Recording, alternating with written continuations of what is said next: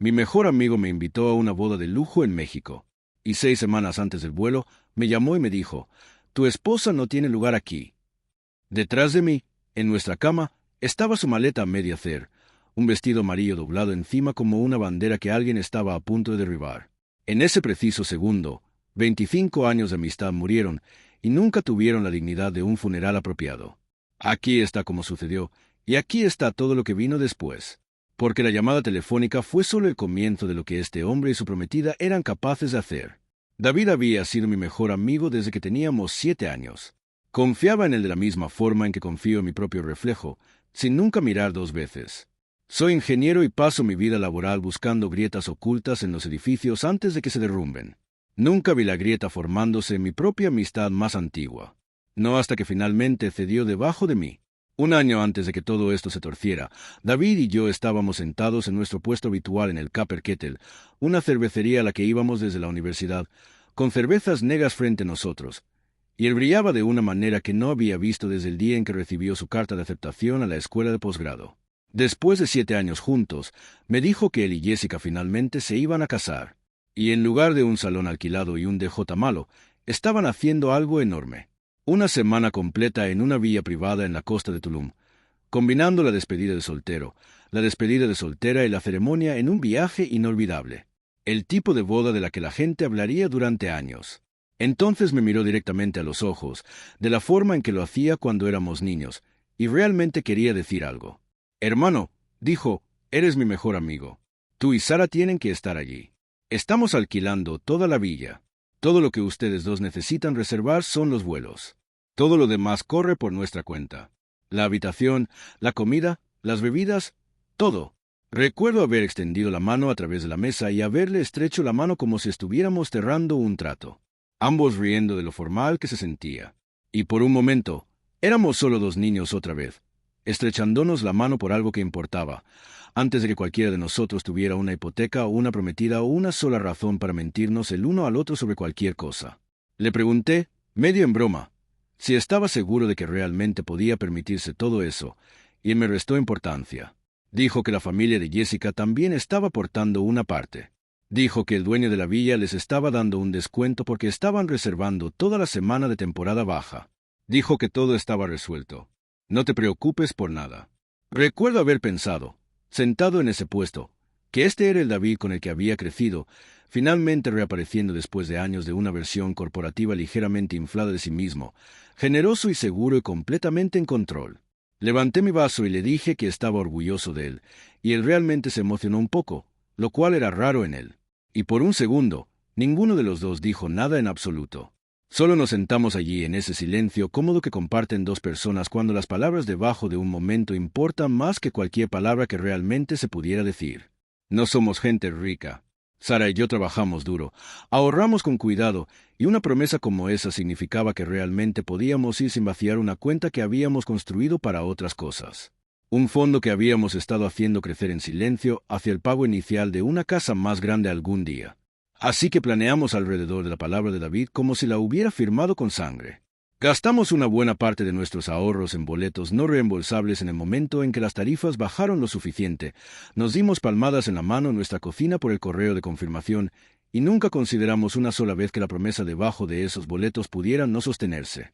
Sara no dejó esa maleta en paz durante un mes, comprando vestidos que apenas podíamos permitirnos, sosteniendo cada uno frente al espejo del dormitorio, preguntando si se veía lista para una playa en México.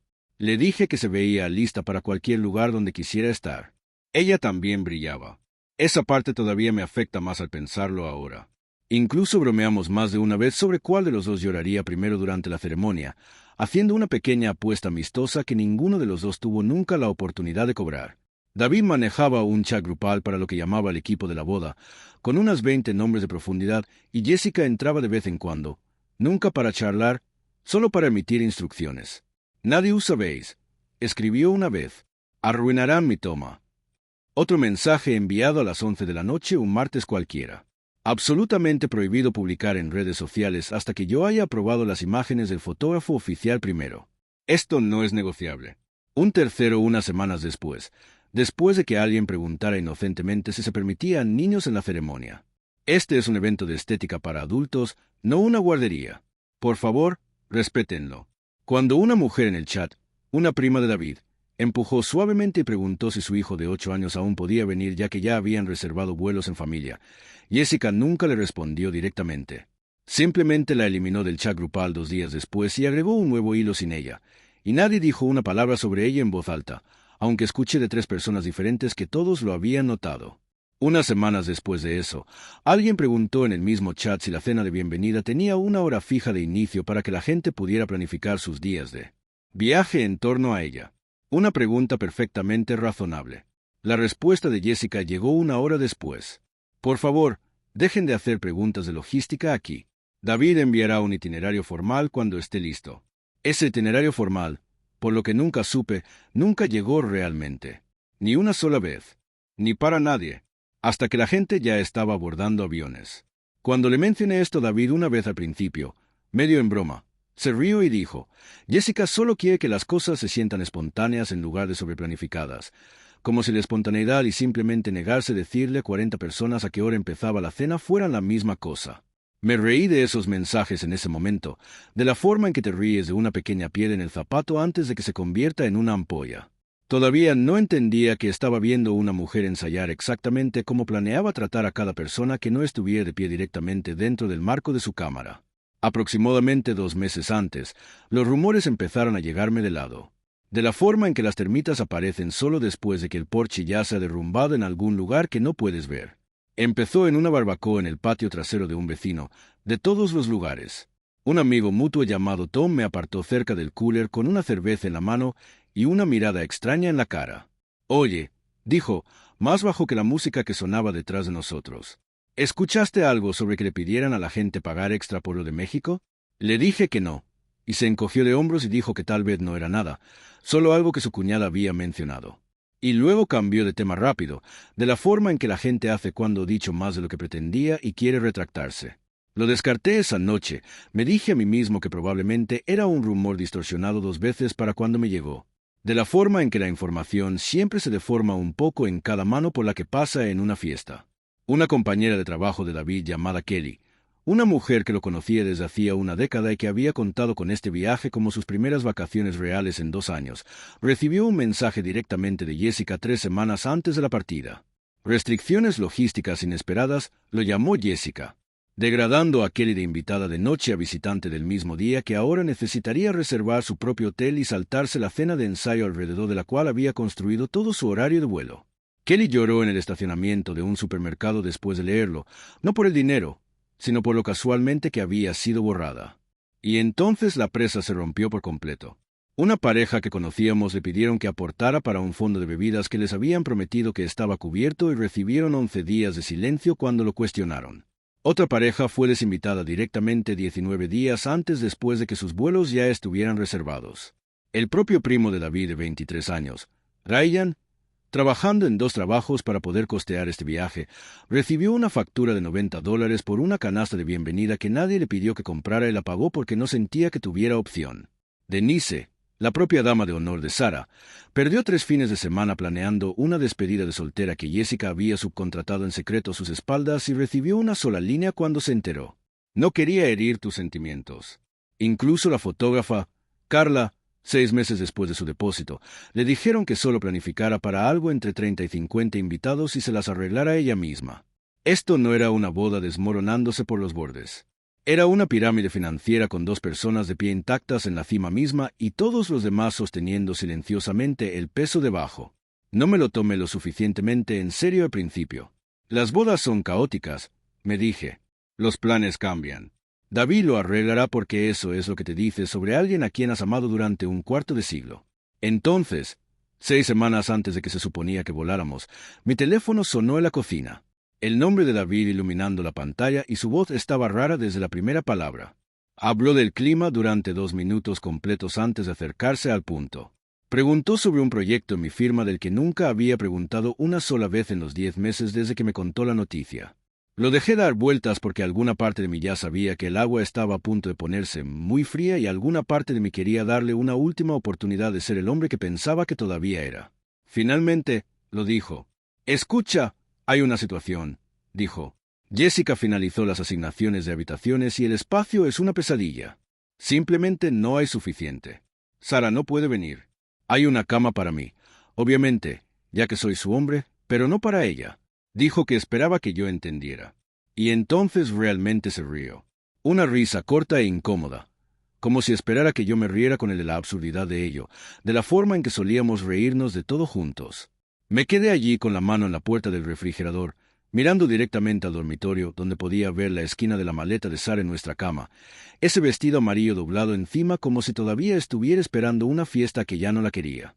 Le pedí que repitiera lo que acababa de decir, no porque no lo hubiera oído, porque alguna parte de mi cerebro necesitaba una segunda confirmación antes de dejar que las palabras se volvieran reales. Lo repitió y esta vez la irritación se infiltró en su voz como si yo fuera el que estaba causando el problema al hacer preguntas básicas.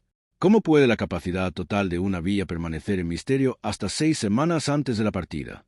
Quería saber después de 10 meses de planificación, después de chats grupales y planos de planta y aprobaciones de fotógrafos, no tenía respuesta para eso.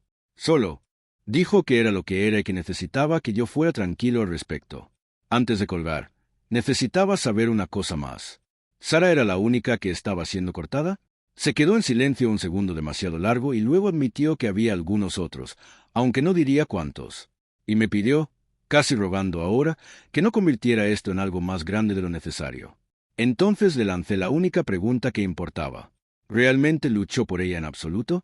Le había dicho a Jessica que Sara era familia, que había pasado 10 meses preparándose para esto, que cortarla con 6 semanas de aviso nos iba a costar dinero que no podíamos recuperar. Se quedó en silencio otra vez, más largo esta vez, y luego dijo con una voz más pequeña de la que jamás había oído de él, que no había querido complicarle las cosas a Jessica tan cerca de la boda. Le pregunté si entendía lo que me estaba diciendo, que había elegido la comodidad de su prometida sobre el matrimonio de su propio mejor amigo sin siquiera pelear primero. No respondió a eso. Solo repitió que necesitaba que yo fuera tranquilo al respecto, como si repetir la petición suficientes veces pudiera eventualmente hacerla verdadera. Colgué y me quedé en esa cocina un buen rato sin moverme, una mano todavía apoyada en la fría puerta del refrigerador, la cerveza que estaba a punto de agarrar completamente olvidada. Luego caminé al dormitorio, senté a Sara en el borde de la cama y le conté todo. No lloró, no alzó la voz, miró la maleta, luego a mí, y dijo en voz baja que suponía que algunas amistades solo se ven sólidas desde la distancia. Luego preguntó si quería porque esa es quien es Sara, ofreciendo consuelo a otra persona en el exacto momento en que acaba de ser borrada por una persona a la que consideraba familia. Sin embargo, no se quedó quieta por mucho tiempo.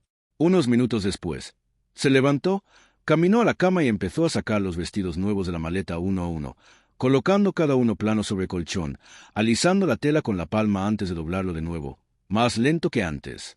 De la forma en que doblas algo que ya sabes que no vas a necesitar donde pensabas que ibas. Sostuvo el vestido amarillo el más largo, pasando el pulgar a lo largo del dobladillo, y luego lo dejó encima de los otros sin decir una palabra. Más tarde esa noche, escuché a Sara al teléfono con su madre en la cocina. Su voz baja y firme de una manera que me decía que estaba trabajando duro para mantener la compostura. Solo capté fragmentos. No, mamá, está bien, la oí decir. Y luego un minuto después, no voy a hacer un escándalo por esto. Se aclara la garganta, y luego, más quieto todavía, solo pensé que significaba más para ellos que una línea de una hoja de cálculo. Eso es todo. Cuando colgó, volvió al dormitorio, se sentó a mi lado y dijo que su madre se había ofrecido a volar y quedarse con nosotros unos días si necesitábamos compañía. Y le dije que sonaba exactamente como el tipo de cosa que podríamos necesitar. Aunque, como resultó, terminamos necesitando algo completamente diferente en su lugar. Antes de llamar a David, me senté con Sara en nuestra mesa de la cocina y le dije lo que estaba planeando hacer. Que quería entrar a exponer todo lo que había aprendido en lugar de solo reaccionar a la única cosa que nos había pasado.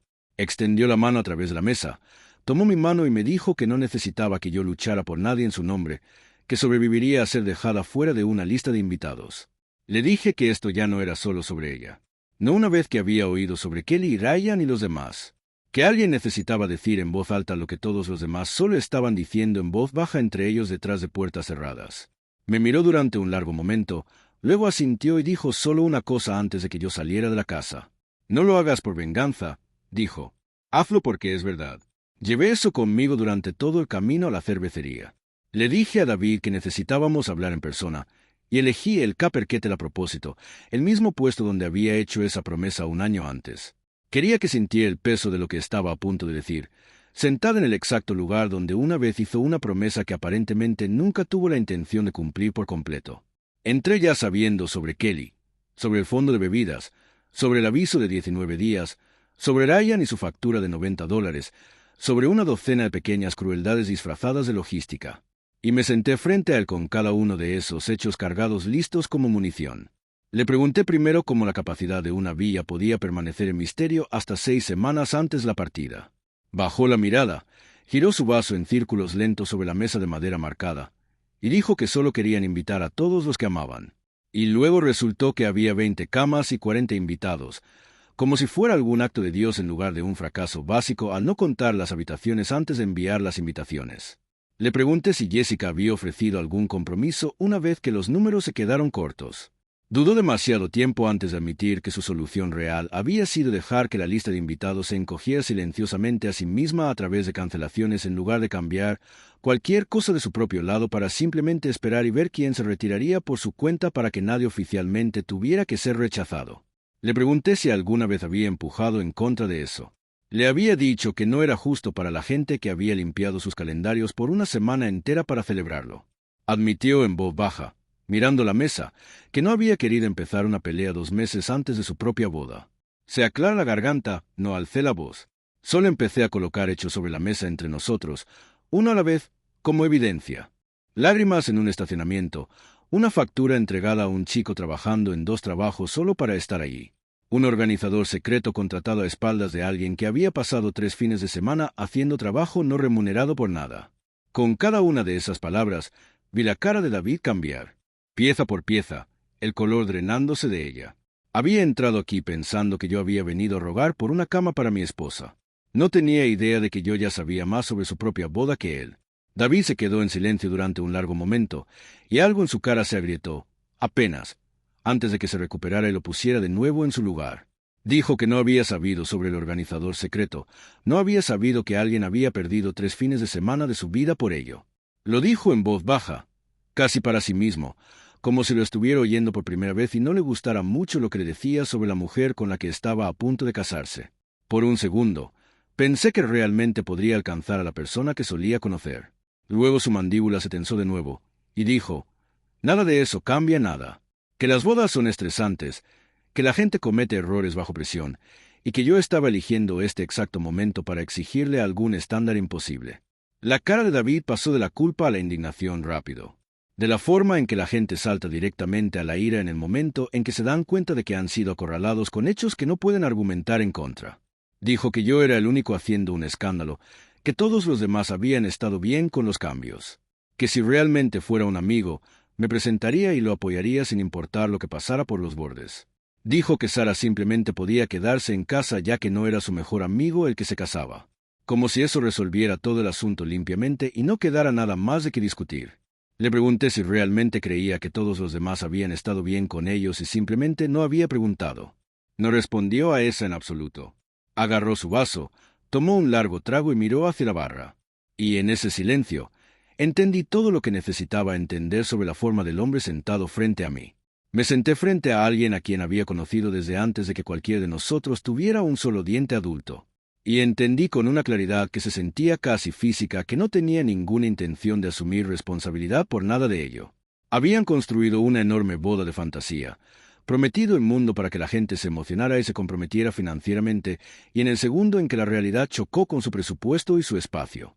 Desplazaron cada onza de esa ruina hacia los invitados que habían confiado en ellos. Luego culparon silenciosamente a esos mismos invitados por atreverse a estar molestos por ello. No soy un hombre a quien le guste el conflicto. He pasado la mayor parte de mi vida adulta evitándolo donde puedo, suavizando las cosas, eligiendo el camino más tranquilo, dejando que otras personas ganen pequeños argumentos que realmente no importaban solo para mantener la paz en la mesa de la cena. Pero hay una quietud particular que me sobreviene cuando veo algo genuinamente injusto suceder justo frente a mí. Y esa quietud no tiene nada que ver con la debilidad. Respiré y le dije con calma que no estaba exigiendo que conjurara una cama de la nada si eso realmente no era posible. Pero si mi esposa, La mujer a la que la había invitado personalmente un año completo antes, la mujer que había pasado 10 meses preparándose para celebrar su matrimonio, ya no era bienvenida en su celebración, entonces yo tampoco lo era. Era así de simple y era definitivo. Su boca realmente se abrió. Empezó a hablar de años de amistad, de lealtad, de cómo podía abandonarlo así por lo que llamaba un problema de programación. Pero yo ya había metido la mano en el bolsillo por suficiente efectivo para cubrir mi cerveza, coloqué los billetes planos sobre la mesa y me levanté. No grité. No empujé la silla hacia atrás. Solo lo miré hacia abajo por un segundo. A la persona a la que solía llamar primero con cualquier noticia de mi vida, buena o mala, al niño que solía ir en bicicleta a mi casa a medianoche solo porque le envié un mensaje con una sola palabra. Y sentí algo cerrarse permanentemente en mi pecho, quieto y definitivo, como una puerta siendo cerrada con llave desde afuera por alguien que ya ha dejado el edificio. Conduje a casa con la radio apagada, las luces de la calle deslizándose en silencio, y encontré a Sara en el dormitorio, de pie cerca de la cama con los vestidos todavía extendidos planos donde los había dejado. Leyó el resultado en mi cara antes de que yo dijera una sola palabra. Crucé la habitación y la abracé, y ella soltó un aliento contra mi hombro que sonó como 10 meses de esperanza colapsando todos a la vez. Le conté todo. Le conté cómo lo había acorralado con hecho tras hecho y había visto el color drenarse de su cara en el momento en que se dio cuenta de que yo sabía cada secreto sucio detrás de su boda perfecta. Vi la propia cara de Sara endurecerse ligeramente mientras hablaba, no por enojo hacia mí, sino por una lenta y creciente comprensión de exactamente qué tan profunda había llegado la podredumbre. Entonces saqué las confirmaciones impresas de nuestros propios vuelos no reembolsables del bolsillo de mi chaqueta y le dije que todavía íbamos, solo que no a su boda. Encontraríamos un pequeño bungalow en el extremo lejano de la costa lejos de la villa y su lista de invitados cuidadosamente seleccionada y nos daríamos nuestra propia luna de miel. Sin listas de asientos, sin llamadas de último minuto disfrazadas de logística. Se rió, sorprendida y aliviada, y empezó a volver a doblar los mismos vestidos en la misma maleta con un tipo de energía completamente diferente. Ya no empacando para impresionar a un séquito nupcial que nunca la había valorado, sino empacando puramente para ella misma y el hombre de pie frente a ella. La noticia viaja rápido una vez que una persona empieza a hablar. Y en cuestión de días, el resto de la lista de invitados se enteró de que Sara y yo no íbamos y por qué. Noticias como esas se mueven a través de un grupo de amigos de la forma en que una bebida derramada se mueve a través de un mantel. Tranquila al principio, luego de repente empapando cada rincón que nadie esperaba que alcanzara. El chat grupal del equipo de la boda, el mismo que Jessica usaba para emitir sus reglas, se convirtió en algo cercano al caos durante unas 6 horas seguidas. Alguien publicó: «Espera, ¿Sara fue cortada? Eso está mal». Alguien más respondió: «Escuché que 3 otras personas también fueron cortadas. Todo esto es un desastre». Una tercera persona agregó: «Honestamente, he tenido miedo de decir algo, pero lo del fondo de bebidas también nos pasó a nosotros». David intentó calmarlo con un mensaje que decía: «Chicos, no hagamos esto aquí, por favor. Todos están emocionados. Mantengámoslo positivo».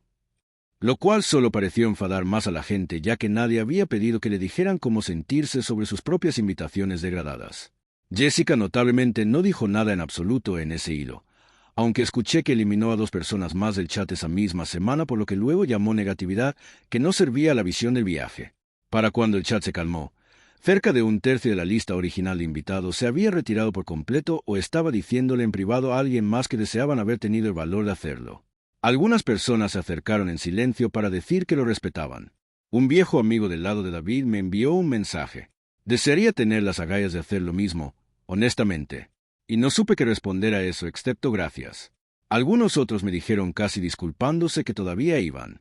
Ya habían gastado el dinero también. Y le dije a cada uno de ellos que entendía completamente y lo decía en serio porque nunca estaba pidiendo a nadie más que hiciera mi elección exacta. David, por su parte, aparentemente le dijo a varios amigos mutuos que yo había reaccionado exageradamente, que había hecho un enorme escándalo por lo que llamaba un conflicto de programación menor. Me enteré más tarde de que Jessica lo había descrito a sus propias damas de honor como Michael haciendo una rabieta, como si defender a tu esposa fuera algún tipo de comportamiento de niño pequeño en lugar del mínimo absoluto que un esposo le debe a la mujer con la que se casó. 2 días después del bar, Jessica le envió un mensaje a Sara directamente por primera vez en los 10 meses completos de planificación. Un mensaje que Sara me mostró en silencio en lugar de leerlo en voz alta.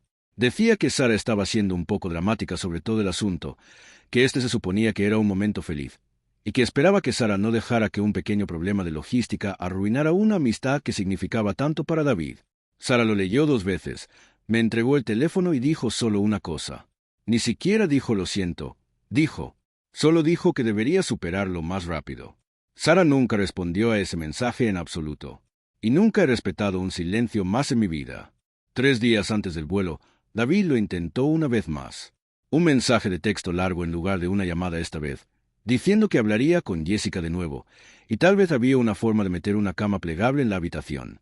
Tal vez Sara podría quedarse después de todo si todavía estábamos dispuestos a ir. Lo leí 2 veces, de pie en nuestra cocina, y sentí que algo se endurecía en mí en lugar de ablandarse. Una cama plegable después de todo ofrecida solo una vez que ya me había ido y había hecho de mi ausencia un tema de conversación entre sus propios invitados. Respondí con una sola línea. Ya no se trata de la cama, David. Nunca volví a saber del después de eso. No hasta meses después. Aterrizamos en México 2 días antes de la ceremonia a la que no asistiríamos. Nuestro bungalow no tenía piscina infinita, ni chef privado, ni carpas blancas de dosel dispuestas para la iluminación de un fotógrafo. Tenía una playa amplia vacía y una hamaca que Sara reclamó dentro de los 10 minutos de cruzar la puerta. Mientras los invitados de David y Jessica estaban apiñados en esa villa sobrecargada en algún lugar de la costa, dividiendo pestañas de bar que les habían prometido que estaban cubiertas, discutiendo sobre facturas de canastas de regalo de $90 en habitaciones degradadas. Sara y yo bebimos cervezas de $2 en un tramo vacío de arena. Y fue perfecto de una manera que esa villa nunca podría haber sido porque nadie allí estaba actuando nada para nadie. En lo que habría sido el día de la boda mismo, recibí un mensaje de texto de una de las invitadas que se asistió, una mujer llamada Priya, que había conocido a Jessica desde la universidad. Escribió que las habitaciones compartidas eran más pequeñas de lo prometido y que a la mitad de los invitados les habían pedido en el check-in pagar una tarifa de resort sorpresa. El chef privado resultó ser un catre local trabajando desde una cocina alquilada a 2 millas de distancia, llevando bandejas de comida en la parte trasera de un carrito de golf. En la cena de bienvenida, un invitado realmente se metió en una discusión quieta con la madre de Jessica por esa tarifa de resort, lo suficientemente fuerte como para que unas pocas mesas cercanas se quedaran en silencio, tratando de no parecer que estaban escuchando. Incluso las canastas de regalo de Ryan no estaban a salvo de todo. Jessica la reorganizó en el último minuto sin una palabra de agradecimiento, moviendo toda la exhibición solo para que encajara donde el fotógrafo estaría tomando la entrada, como si incluso su dinero solo importara por cómo se veía en un marco. La ceremonia real fue hermosa, admitió Priya, pero los días que la rodearon se sintieron más como control de daños. Invitados comparando notas en silencio en el pasillo sobre lo que les habían pedido pagar que se les había dicho que sería gratis. Su mensaje terminó con una línea que no he olvidado. Me alegro de que te hayas saltado honestamente. Nada de eso me sorprendió. Cuando construyes una celebración sobre una base de promesas convenientes, las grietas tienden a aparecer en más lugares que solo la lista de invitados. Sara y yo volamos a casa una semana completa después, bronceados, descansados y más cerca el uno del otro de lo que habíamos estado en mucho tiempo. De esa manera particular en que una dificultad compartida puede unir a 2 personas cuando eligen enfrentarlo como un equipo en lugar de dejar que lo separe. En algún lugar sobre el Golfo, Sara apoyó la cabeza contra mi hombro y dijo que no se arrepentía de un solo dólar que habíamos gastado en ese viaje. Incluso la parte que fue a una boda a la que nunca asistimos porque le había mostrado exactamente quién valía la pena mantener en nuestras vidas y quién no. Y ese tipo de claridad, dijo, valía más que cualquier reembolso podría ser. No hablamos mucho de David en el vuelo de regreso. No había mucho que decir. Algunas amistades, revelan su verdadero peso solo cuando finalmente se prueban contra algo real. Y esta había fallado la prueba completamente en el exacto momento en que más importaba. Meses después, David me envió un mensaje de la nada. Jessica y yo nos estamos divorciando, escribió. Realmente lo arruiné todo. ¿Puedo ir a verte? Miré ese mensaje durante un largo momento, el pulgar flotando sobre la pantalla. Luego miré a través de la habitación a Sara, acurrucada con un libro, completamente en paz de una manera que no había estado en meses. Y pensé en un vestido amarillo siendo sacado de nuevo de una maleta. Sobre Kelly llorando en un estacionamiento. Sobre Ryan y su factura de $90. Sobre cada persona silenciosamente borrada para que 2 personas pudieran tener sus fotografías perfectas. No escribí nada de vuelta. Presioné bloquear en su lugar y puse el teléfono boca abajo sobre el mostrador. Y esa fue la última palabra que cualquiera de los dos intercambió jamás. Si piensas que esa respuesta fue fría, Espera hasta que oigas lo que su propia familia intentó hacer en nuestra boda 3 años antes de cualquiera de esto. La misma familia que más tarde me llamó el difícil. Empezó con un desastre de arreglo de asientos del que nadie nos advirtió hasta la mañana de la ceremonia. Y terminó con una demanda en la recepción que hizo que mi propia madre se levantara de la mesa principal y se fuera frente a 120 invitados. Esa historia todavía me aprieta la mandíbula cada vez que la cuento. Y explica mucho sobre por qué no dudé la segunda vez. Y porque cuando se trata de proteger a las personas que amo, he aprendido a no esperar una segunda advertencia antes de actuar. Algunas personas solo aprenden cómo un hombre maneja la traición una vez. Pero te prometo que, para cuando oigas la siguiente, entenderás exactamente por qué David nunca tuvo oportunidad contra mí en el momento en que hizo esa llamada. Esta historia es más que solo un conflicto personal. Sirve como un estudio de caso crítico en psicología del comportamiento moderna y dinámicas sociales. Al analizar el colapso de esta amistad de 25 años, exploramos la falacia del costo hundido, la trampa psicológica donde los individuos soportan maltrato simplemente por el tiempo ya invertido en una relación. Además, esta situación destaca una tendencia social creciente, la mercantilización de los eventos sociales. En la era de las redes sociales, vemos un cambio donde la perfección estética y las imágenes curadas se priorizan sobre la lealtad humana genuina. Este video tiene como objetivo educar a los espectadores sobre la importancia de establecer límites y reconocer la manipulación del estatus social en sus propias vidas. Nuestro objetivo es proporcionar una perspectiva transformadora sobre cómo proteger la dignidad de uno y la integridad familiar cuando se enfrentan a presiones sociales tóxicas, demostrando que la calidad de un vínculo se mide por el respeto, no solo por